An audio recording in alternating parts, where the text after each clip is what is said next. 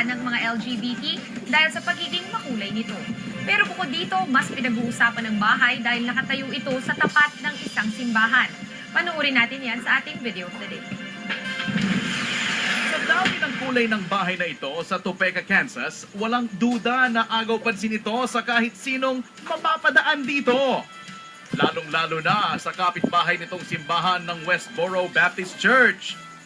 Ang Rainbow House kasi na ito, hindi tahanan kundi headquarters ng isang NGO na nakikipaglaban sa mga karapatan ng mga gay at lesbian na sila namang mariing kinukundina ng Westboro Baptist Church.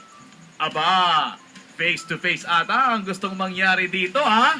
Pero ayon sa may-ari ng bahay na si Aaron Jackson, ang 2007 CNN Hero of the Year, wala siyang intensyong magpasiklab nang bilhin niya ang bahay at gawing opisina. Hindi raw siya gay, pero tutol siya sa diskriminasyon laban sa mga gay at lesbians. Sagot naman ng Westboro Baptist Church, ipinagpapasalamat nila sa Diyos ang pagpapatayo ng Rainbow House malapit sa kanilang simbahang minamahal daw ng tao dahil sa pagpapalaganap nila ng salita mula sa Biblia. Relax lang kayo dyan, mga kapatid. Wala sanang pikunana.